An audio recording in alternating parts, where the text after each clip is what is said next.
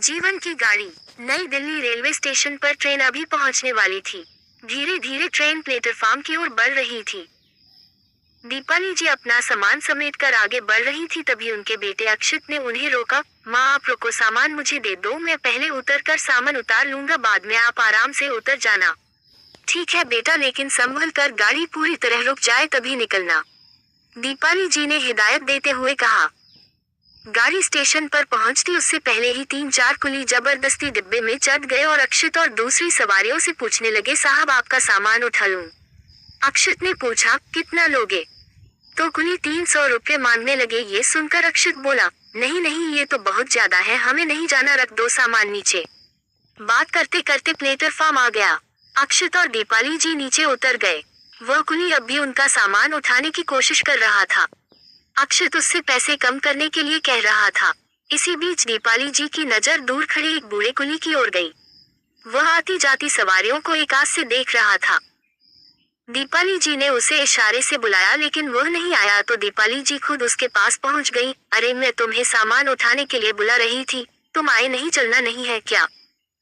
बूढ़ा कुली इधर उधर देखकर बोला, मेम साहब ये जो कुली है ये भागकर ट्रेन में चढ़ जाते हैं, मैं चलती ट्रेन में चढ़ नहीं पाता।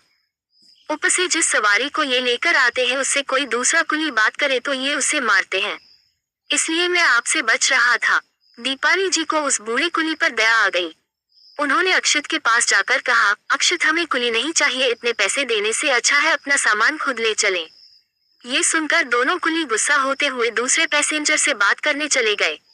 कुछ देर में सामान उठाकर बाहर की ओर चल दिए। तभी दीपाली जी उस बूढ़े कुली के पास गई और बोली, वो दोनों चले गए हैं, आप बताइए इतने सामान का कितना पैसा लेंगे? बूढ़े कुली की आंखों में आंसू छलक आए। वह बोला, मेम साहब जो चाहे दे दीजिएगा, मुझे बूढ़ा समझकर कोई सामान नहीं उठाने देता। तभी अक्षित आ गया। माँ ये सामान उठा भी पाएगा? आप भी बेकार में चक्कर में पड़ गईं। अच्छा भला 200 में तय हो रहा था। दीपाली जी ने कहा, कुछ सामान ये उठा लेंगे, कुछ हम उठा लेंगे। अक्षित ने सामान उठाने में मदद की। बूढ़ा कुली 2 सूटकेस लेकर धीरे धीरे आगे बढ़ने लगा। अक्षित पीछे माँ से बोला, माँ ये तो बहुत देर में पहुँचेगा। वो दोनों अच्छे से सामान पहुँचा देते। ये सुनकर दीपाली जी बोली, बेटा कभी कभी किसी की मदद के लिए कुछ कष्ट उठाना पड़े तो उठा लेना चाहिए। ये बता रहे थे, इन्हें यही सोचकर कोई काम नहीं देता, पता नहीं क्या मजबूरी होगी तो इस उम्र में इतना भारी काम कर रहे हैं। धीरे धीरे वे बाहर टैक्सी स्टैंड तक पहुंच गए। अक्षित ने पूछा, बाबा कितने पैसे हुए? ये सुनकर बूढ़ा कुली बोला, साहब जो ठीक समझो दे दो। ये सुनकर अक्षित ने दीपाली जी की ओर देखा। दीपाली जी ने इशारे से 300 रुपये देने को कहा।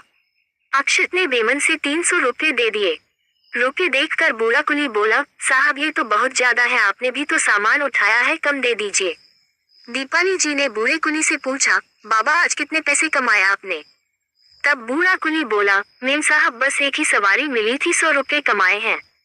दीपाली जी ने कहा, आप ये पैसे रख लो और घर जाकर आराम करो, रात होने को है। ये सुनकर बूढ़े आदमी ने चुपचाप पैसे जेब में रख लिए। दीपाली जी ने फिर पूछा, आप इतना भारी काम करते हैं, आपके बेटे काम नहीं करते? बूढ़ा कुली यह सुनकर रोने लगा, फिर आंसू पोंछकर बोला, मेरा जवान बेटा यही कुली था, एक दिन सामान उठाकर सीढ़ियों से उतर रहा था, पैर फिसला और गिरकर मर गया। अब मैं और मेरी पत्नी यही स्टेशन के पीछे झुग्गी में रहते हैं। वो घरों में काम करके कुछ कमा लेती है, मैं यहाँ बैठा रहता हूँ। कभी कभी आप जैसे लोग तरस खाकर कुछ काम दे देते हैं, नहीं तो खाली बैठकर घर चला जाता हूँ। बूढ़े कुली की बात सुनकर अक्षित और दीपाली जी दोनों आश्चर्यचकित रह गए। वह बूढ़ा कुली अपने आंसू पोंछते हुए हाथ जोड़कर धन्यवाद कर धीरे धीरे स्टेशन के पीछे बनी झुग्गियों की ओर चलने लगा।